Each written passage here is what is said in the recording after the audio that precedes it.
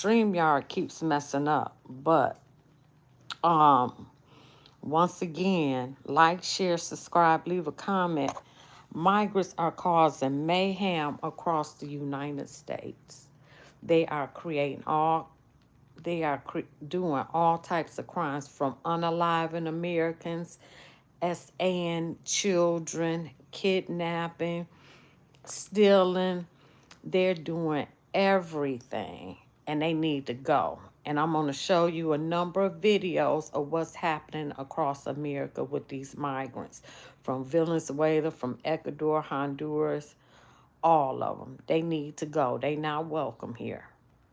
And they create most of this mayhem in black communities, black and Latino communities.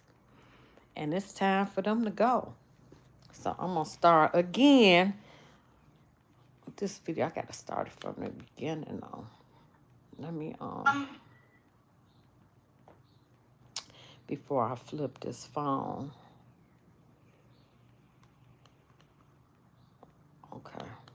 For stealing an off-duty officer's car at gunpoint in Manhattan. They're charged with criminal possession of a machine gun. Police say the two men approached the officer and demanded his keys at West 146th. So a shocking new wave of crime has fallen upon New York City, but although critics are quick to blame the asylum crisis, what nobody wants to admit is that although New York's laws make it a sanctuary for immigrants, they also make it a sanctuary for criminals. It's growing outrage after yet another video emerges showing police getting attacked by migrants. It happened as they were trying to make an arrest at a shelter on Randall's Island. The Adams administration is still currently reviewing whether to install metal detectors at some of these shelter locations. Christian Inga is set to face a Queens judge on a slew of charges linked to an attack in Casino Park. Other residents on this University Heights block believe recent asylum seekers toured a park. Coming in on motorcycles and mopeds. So we've seen a spate of some very brazen cell phone robberies that's been attributed to a Venezuelan gang called Tren de Aragua, which has its origins at a prison outside of Caracas.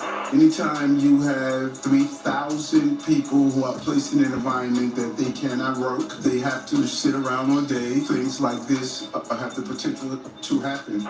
We waited 7 hours all day, all night for him. This man says Ingalandi likely would have gotten away if not for him and about 6 other people who helped detain him.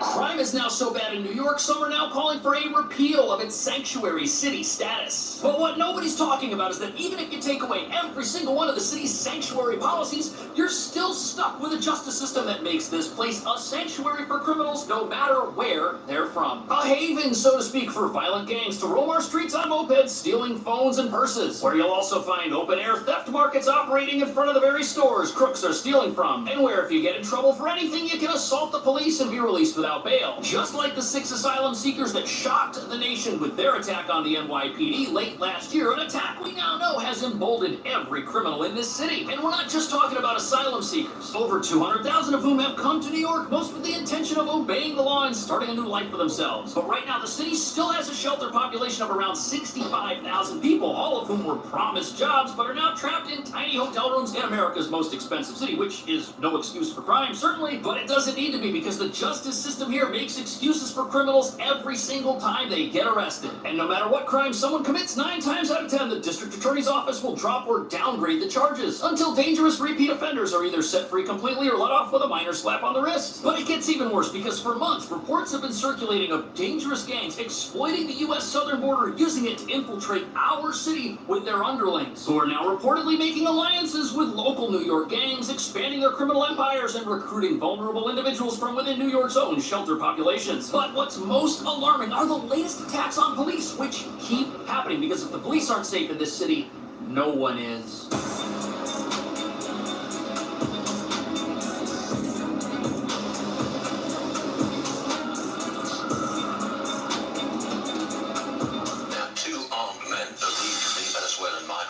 Carjacked an off-duty NYPD officer in Harlem. What's the solution here?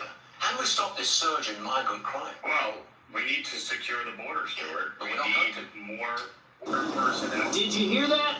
We're not going to. Now, whether or not you agree with that statement, one thing's for sure, we've got elevated levels of crime because people don't really seem to care what happens to them after they attack the police. And in this story, two dangerous individuals robbed a police officer of his personal vehicle when he was off duty. It all happened at 11:30 in the evening as the officer was sitting in his 2020 BMW, which was black. And the criminals who approached the officer may have thought they were just going through a normal carjacking, which they'd probably done before. Either way, these crooks, they approached the black BMW the officer was sitting in with their weapons drawn, and when the officer tried to draw his weapon, they knocked it out of his hand, disarming him. And then they demanded his keys, got in the car, and sped off into the night. But wait until you hear how heavily armed these thugs were. Jose Rivera and Jomar Crespo are charged with criminal possession of a machine gun, firearm, among other charges. Police say the two men approached the officer and demanded his keys. Did you hear that? These criminals had fully automatic weapons. That is a level of firepower, a force multiplier that puts the entire city in danger that the police may not even be able to defend against. In fact, we're talking about a level of armament that might require a military response. Now, although the criminals in question gave information stating they were from Connecticut, the New York Post has revealed that they are actually recent immigrants from Venezuela. And apparently these guys have tattoos that link them to dangerous Venezuelan gangs. But that's not all. Apparently the names they gave to police might be fake. Apparently they told police they had left their IDs at home, which is pretty convenient since their plan that evening was to go on a crime spree and steal vehicles at gunpoint. But after stealing the officer's black BMW, the car itself was found just a few blocks away from where the robbery happened. They had ditched it, and police were able to track down the vehicle because when it was stolen, inside was one of the officer's Apple devices. So they just pulled it up on one of his other phones and found out where the car was. And after finding the abandoned vehicle on a side street in central Harlem, police were able to find the criminals nearby. And the reason this is so frightening is because even though these people identified themselves to the police, we have no way of knowing if what they told the police was accurate. And that's because apparently before people enter the United States, they have a habit of discarding their identification. Some, though, are dumping their IDs altogether.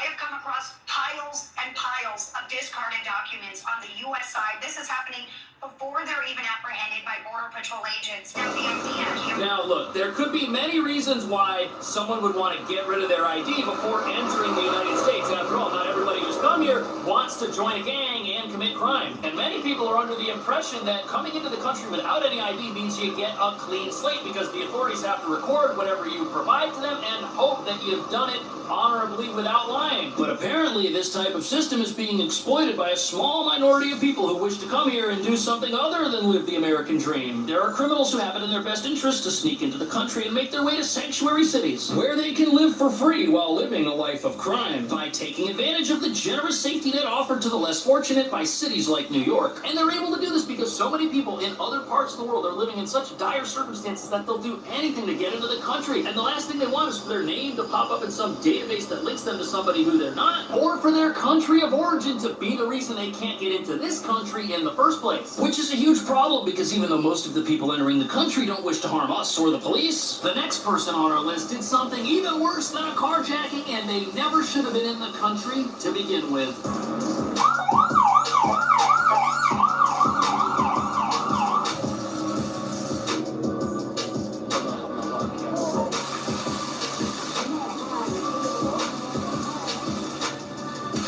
So here we are in a public park in New York City, an environment that you'd think would be safe because this is a place where people go to relax, they've got their guard down, but sadly New York City's lawless environment now means that places like this could be some of the most dangerous anywhere in town.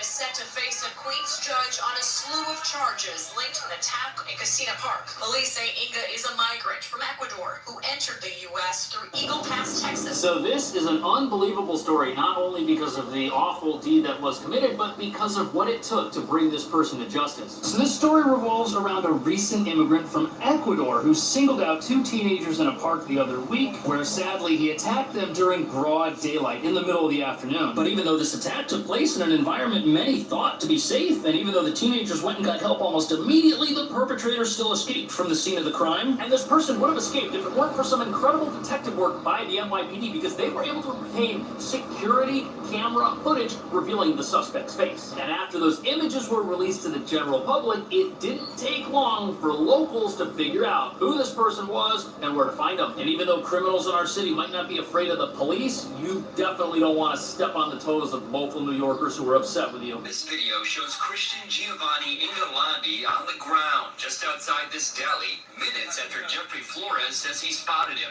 I come and I just grabbed him out the store. Flores and others in the neighborhood say they'd seen him at the store earlier and waited for hours to see if he'd return. The group says they used this belt to tie. Yeah, so the type of justice this person got when the locals apprehended him is entirely different than the way the justice system in New York normally operates. And what's surprising is not only did this person suffer immediate consequences for their actions before being turned over to police, the district attorney is not prosecuting the Good Samaritans who ended up apprehending this person, which sadly happens a lot to local residents of this city when they defend themselves. But once the images of this suspect were released, local residents realized that this is someone who frequented a local bodega, and they decided to set up camp there and wait for him all day. And mind you, all of this transpired a couple of days after the attack took place, before anybody had been arrested. 24-year-old Jeffrey Flores recognized Inga when the NYPD released these clear photos of the 25-year-old riding away on a bicycle. He really tried to run for his legs, but he couldn't. Inga was known to buy. You know, I hate to say this, but in New York City with our progressive justice system, had the police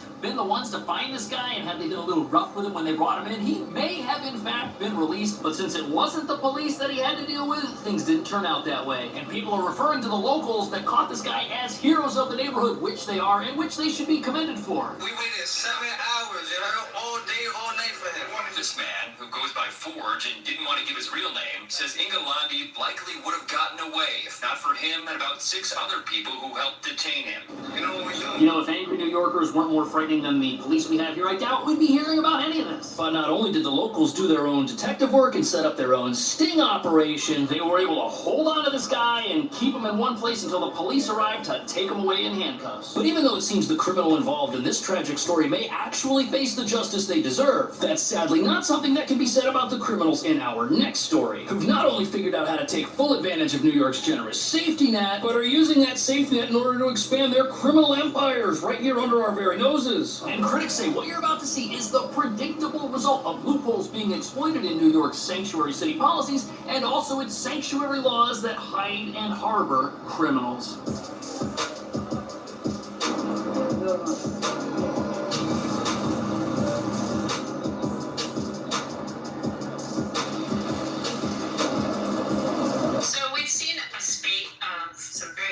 Cell phone robberies in New York City that's been attributed to a Venezuelan gang called Tren de Aragua, which has its origins at a prison outside of Caracas. A number of the gang members escaped in September 2023 when the Venezuelan government raided the prison. Yeah, that's definitely not great news, and I don't think that's information that's being widely broadcasted. It's kind of scary, to be honest with you, because we keep hearing about crimes being... So, that's New York.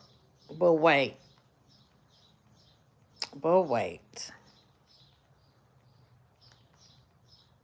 let me go back to my history.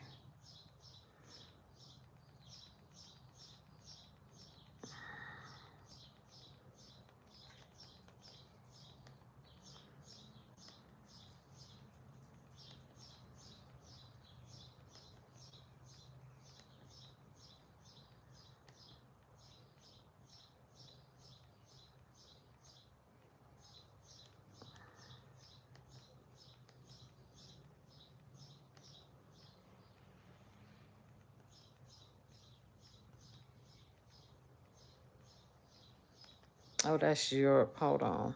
I don't want to do that one.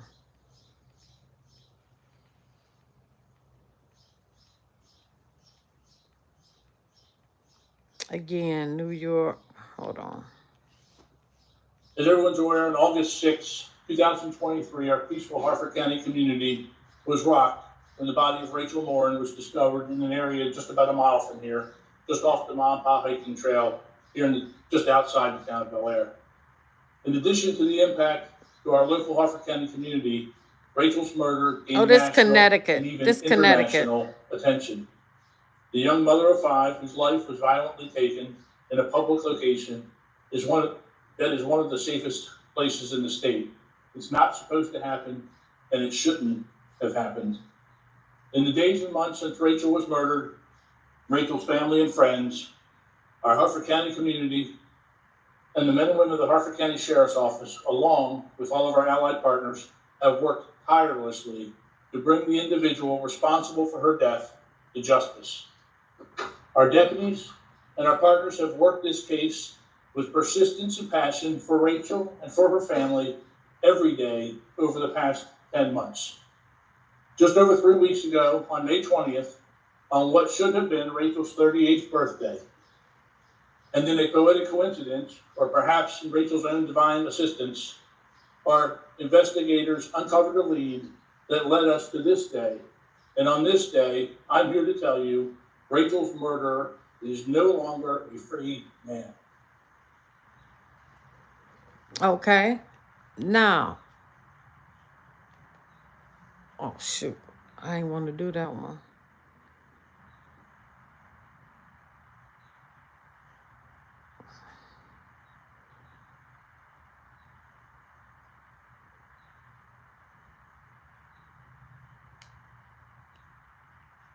We're here to follow up on what I think our entire community knows. Hold on. And another. He SA'd her and killed and unalived her.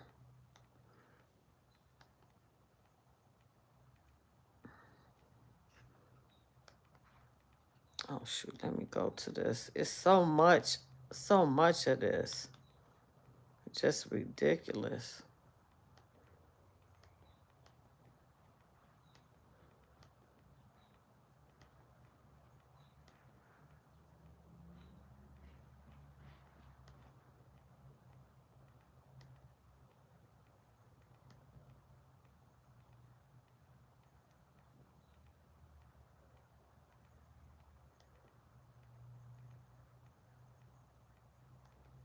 Here we go. New York.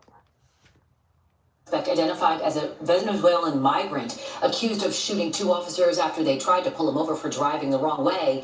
The prosecutors say his criminal activity goes much deeper than this one incident. Fox Eyes' Jessica Formosa joins us live from East Elmhurst with what he allegedly fessed up to. Jess.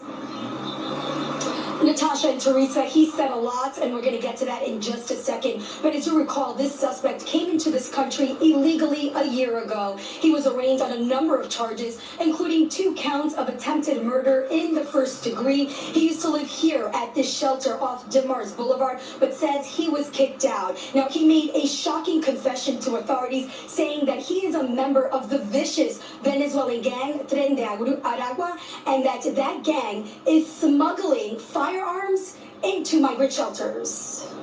Bernardo Raul Castro Mata, the Venezuelan migrant who shot 2 police officers earlier this month, came face to face with the judge this morning. The 19-year-old arrived in a wheelchair and didn't say a word, but prosecutors say he spoke at length with investigators, giving shocking details of that night and what he's been up to since he arrived in New York City. He told cops he worked for DoorDash and received the gun he used to shoot the officers from a friend. Last night I was coming home from work. I was in a car with my friend, and my friend, Jose Maita, gave me a bag with a gun in it and asked me to keep it for him. The suspect confessing to police that he's a member of the notorious Venezuelan gang Tren de Aragua. According to audio recordings read by prosecutors, Mata claims he was recruited by a cousin to join the gang to do robberies. But the most shocking claim, the gang has been smuggling guns into city-run shelters. Tren de Aragua members are smuggling firearms into city shelters inside food delivery packages That way they don't have to go through the metal detector.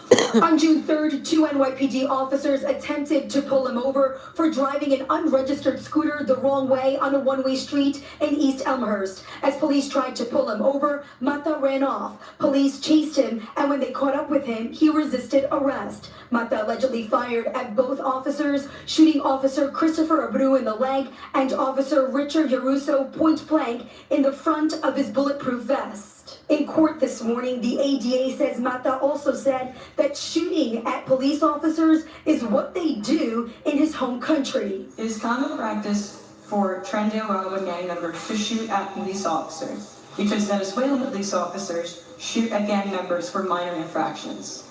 Venezuelan police officers get shot often in my home country because criminals feel there is a chance of getting away. He was once again held without bail. Wow. This dangerous individual wasn't afraid to shoot a New York City police officer because he thought he was going to get away with it. Not in this country. Now, Mata pleaded not guilty to all of the charges. Now, since he ratted out his gang, his attorney did ask the judge to keep him in protective custody. The judge did grant that request. Now, we did reach out to DoorDash. They just got back to us saying that they have no record of anyone by that name working for DoorDash. That's the latest we have from Elmhurst, Queens. I'm Jessica Formoso, Fox 5 News. Teresa?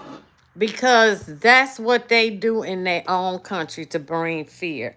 They bring in their culture here. Because if they would have came in the right way, they would have took history classes on America. That's identified as oh my God. Hold on. They would have took, history classes. They would have took tests to make sure you would know American law. Wait a minute. Hold on. We got more. We got more before this phone died. Hold on. I'm at 32 right after me. Targeting drugs and gang. Okay.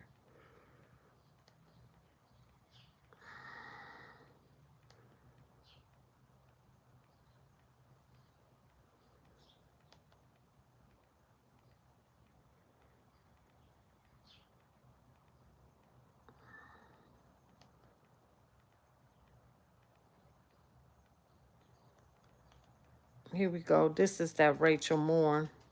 Well, no bond for the man accused of murdering Rachel Moore as Victor Martinez Hernandez appeared before a Harford County judge this afternoon after being extradited back to Maryland yesterday. Authorities say Martinez Hernandez is accused of raping and beating Rachel Moore to death. This while she was out for a jog in Bel Air back in August of 2023. And he's also accused of another murder in his home country of El Salvador. He was arrested a week ago, as you know, after a 10-month-long search for him. Our Harford County reporter Jessica Albert stays on this story tonight. She is live outside of the district courthouse in Bel Air with what happened inside that courtroom today. Jessica, good evening. Good evening, Rick. In court today, State's Attorney Allison Healy said that the murder of Rachel Moore was one of the most brutal and violent offenses she's ever seen happen here in Harford County. We learned a lot of new details about the suspect and the crimes he's accused of today. Victor Martinez Hernandez appeared by Zoom from the Harford County Detention Center for his bail hearing before a judge and several members of Rachel Moore's family. I certainly thought it was tough the first time to look at the eyes, even though it was on video, to look in the face of the man who's alleged to have taken your daughter's or your sister's life. Martinez Hernandez requires an interpreter because he only speaks Spanish. Even though he said very little during the hearing, in court we learned a lot more about him and the crimes he's accused of. Martinez Hernandez's public defender revealed the 23-year-old is a father to a 3-year-old girl and works to support her and his parents. We also learned more about how Rachel Moore died. State's Attorney Allison Healy says she had 10 to 15 head wounds, was strangled and sexually assaulted. At this point, I'm really just focused on getting justice for Rachel. Healy also revealed more about the homicide in El Salvador Martinez Hernandez is accused of. She says he and that victim were seen leaving a bar together the last week of of 2022, and her body was discovered a few days later. However, Martinez Hernandez's public defender objected before the state's attorney could reveal any more details about that alleged crime. Attorney Randolph Rice, who represents Rachel's family, says these details were difficult for Rachel's mother to hear. Patty Morin was very emotional. The deputies handed. You can't make this up. Thank you, Biden. Thank you, United Nations, for your open border policy. Thank you, World Economic Forum, for your border crisis. Hold on. And I got more. Hold on. Before my phone died. Let me see.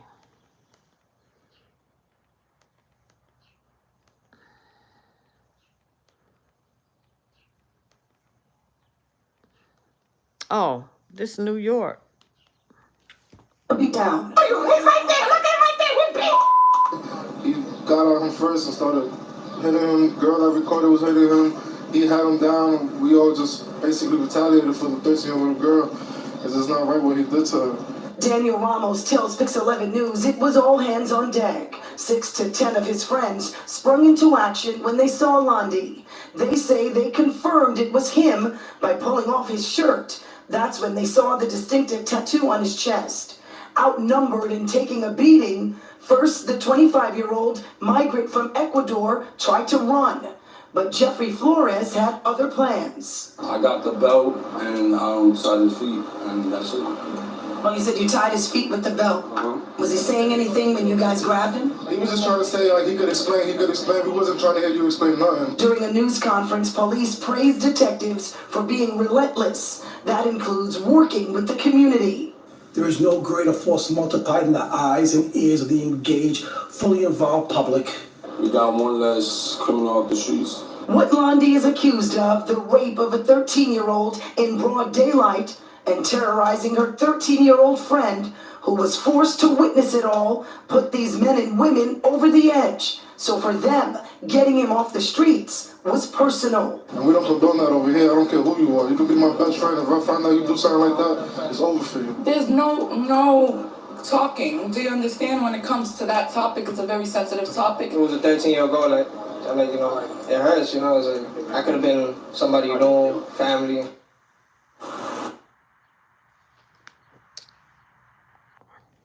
It's more.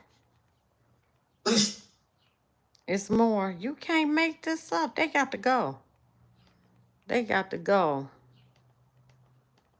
They got to go.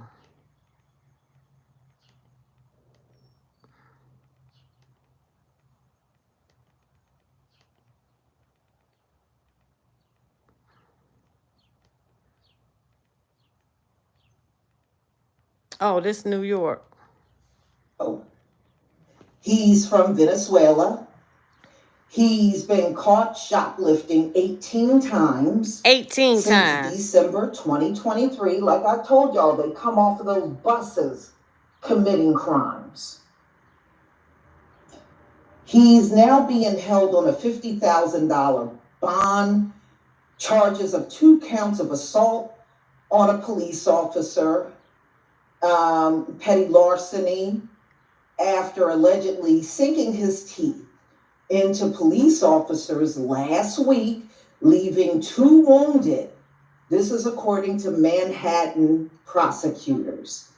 So in order for him to shoplift over 18 times, they had to keep letting him go. They arrested him and just kept letting him go. The munching migrant first laid his fangs on a police officer after stealing 3 pairs of jeans and stuffing them into his backpack when he left Target on West 44th Street and 10th Avenue around 3:40 p.m. on June 9th, according to sources. Quintero allegedly chomped down on the officer's forearm and elbow with so much force that blood dripped from the wound while in transit to the Midtown North Precinct Manhattan Assistant District Attorneys. Olivera Stevens told Manhattan Criminal Court Judge Rachel Pauley.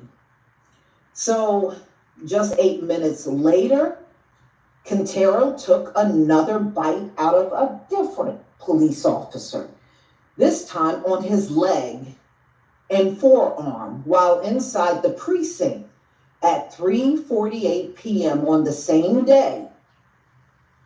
Luckily, the officer was only spared because the defendant bit through his pants. Quintero was later transferred to Mount Sinai Hospital.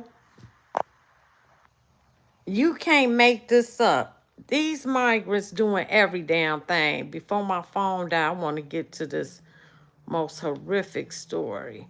But they doing every damn thing. They got to go. They got to go. So we got a biter. Oh, no, we got... Oh, it's so much. It's so much. What about this one?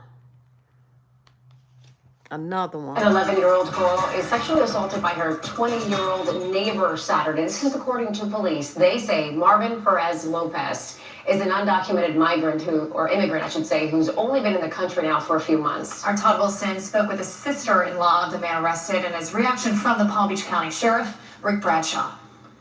It was 9 at night, and the mom came into my house saying that something happened with her daughter and Marvin. So we came outside to ask what happened, and so I asked the girl what happened, and she said that something did happen. Hermencia Vasquez is talking about a situation that happened Saturday between her brother-in-law, 20-year-old Marvin Perez Lopez, and an 11-year-old girl. 11! I asked Marvin what would he do if she got pregnant and if he would be responsible, and he said yes. In the arrest affidavit, it says Lopez lives next door to the minor.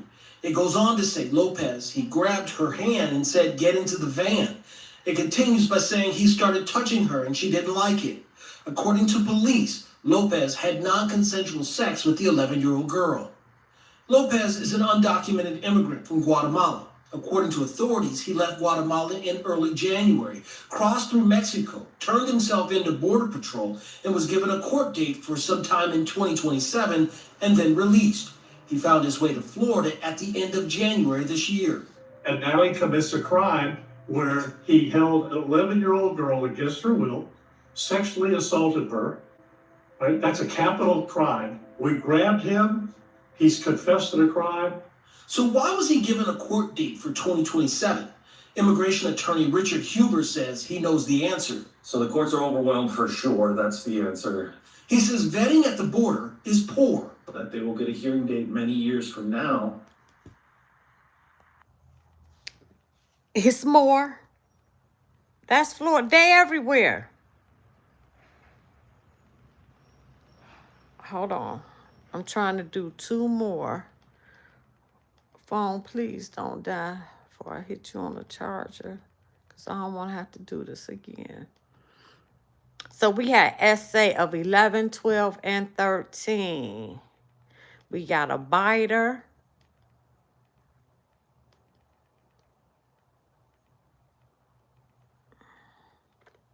This is Texas.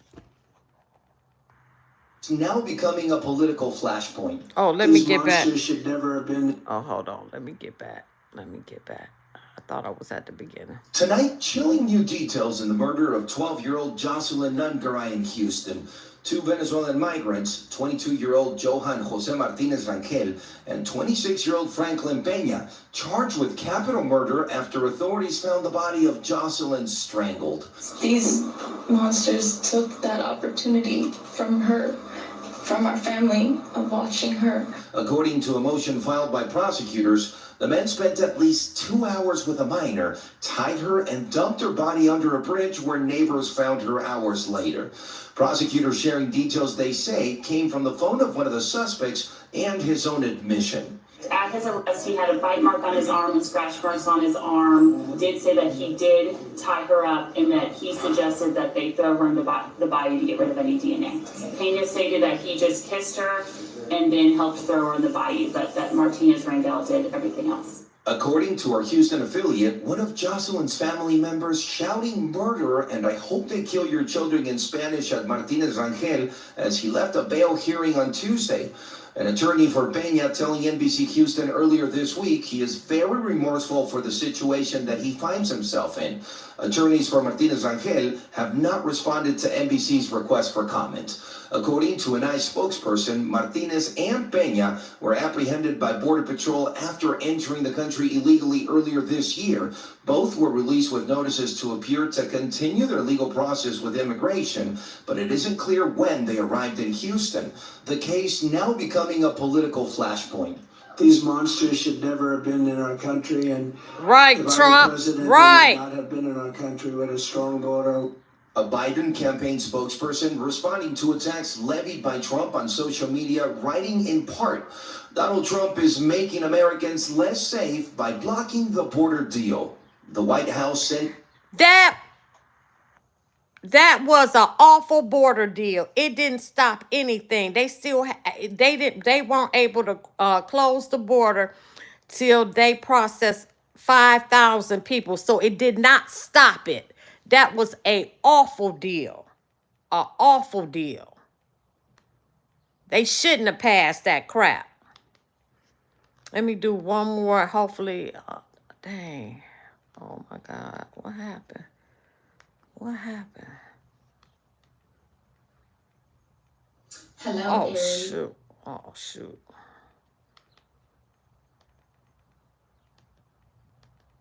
I don't know what happened. Oh, let me do it this way.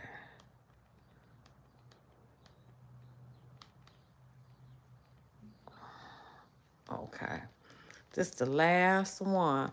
But they everywhere doing everything.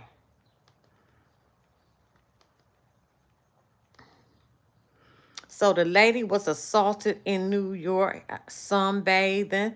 The man came out with his thingy thing out and jumped on her, but she was able to get away in Central Park in New York. Oh, here goes Chicago. Bam. Oh, my God. I lost it. You can't make this up. I lost it.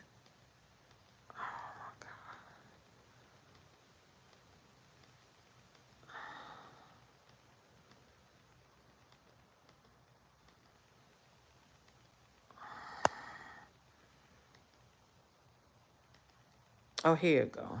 Let me make sure I got it. Chicago. Followed a woman from the UIC Halstead Blue Line station, Let me start it over. Prosecutors say that suspect has a pattern of following women from train stations and attacking them from behind. And if released, they argue he would likely do it again. Students walking UIC's campus are on high alert after a woman was attacked and sexually assaulted near a busy CTA stop. Well, that's very scary to hear. There's a lot of walking to do here.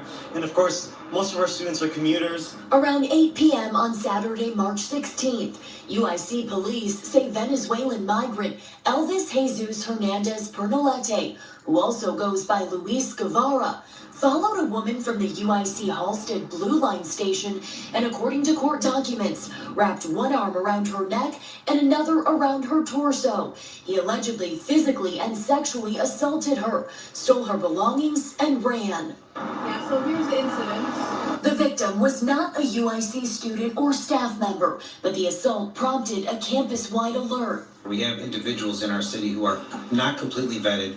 We don't know their criminal history. We don't know what they're capable of. Alderman Ray Lopez has been an advocate for adding so-called carve-outs to the sanctuary city policy that would hold asylum seekers who commit crimes accountable. I know that there are individuals who undoubtedly are here trying for a new life, trying for something better. But at the same time, we have to address those who are just here to cause a ruckus. And in this case, court documents reveal Pernalete didn't stop with the UIC attack, instead following a second woman from a train station and attacking her too. He's been charged with criminal sexual abuse, aggravated battery and strangulation, robbery, and attempted robbery. We cannot continue to give cover for individuals who want to play to our sympathies in order to commit crimes against the innocent. In early March, that same suspect was arrested for allegedly stealing from TJ Maxx. And up until his most recent arrest, he was living at the migrant shelter at the Old Standard Club in the Loop. They doing everything. They got to go.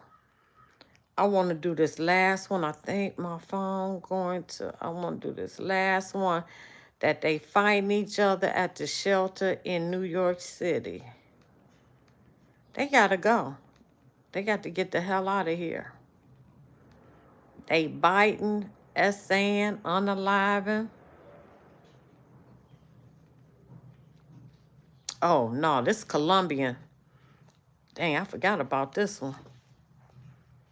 Police mistakenly released him with a notice to appear in court. Last week, agents, however, they found the mistake, and they found him living in Western Massachusetts. Sources say the process, isn't foolproof unless a home country provides the U.S. with a real-time electronic access to their criminal database, or a partner country provides travel data, say Mexico, if they use entered into their system. Sometimes people are showing up at the border and we have no idea who they really are. And there's no biometrics to say, confirm they are who they claim they are.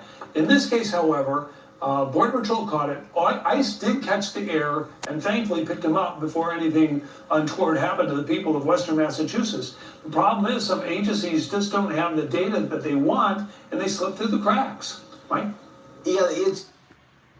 Now that right there is scary. They slip through the cracks. Because you don't know who these people are. But I want to show this fight at the migrant thing, and then I'm going to be done with this video. Let me see if I can find it.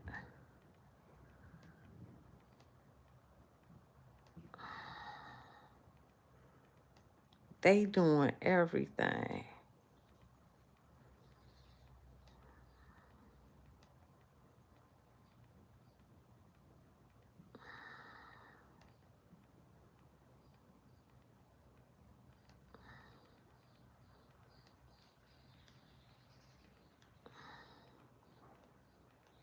I'm going to do this on the end. Venezuelan gang crimes to actually get worse in the city before it gets better. They're waving the guns around. Correct. Waving guns and flashing gang signs on this video. The NYPD says these are suspected members of the ruthless Venezuelan gang Tren de Aragua, which has been infiltrating the U.S. for the last 2 years. NYPD Assistant Chief of Detectives Jason Savino telling me it is believed this video was made while the gang members were in Ecuador, and its purpose is to recruit new members. Then, when you fast forward, you see the same individuals where? In Times Square. So that's our concern. The NYPD says Tren de Aragua has been making it over the border with the migrant influx and is getting established in New York. What we do see is they are trying to grow. The gang has gone from petty crimes like shoplifting and stealing cell phones and jewelry to all-out shootouts in the streets. Alleged gang member Bernardo Raul Mata recently confessing to police that gang members are being instructed to shoot police officers. Mata is charged with shooting 2 officers after they stopped him for riding a moped the wrong way on a one-way street in Queens.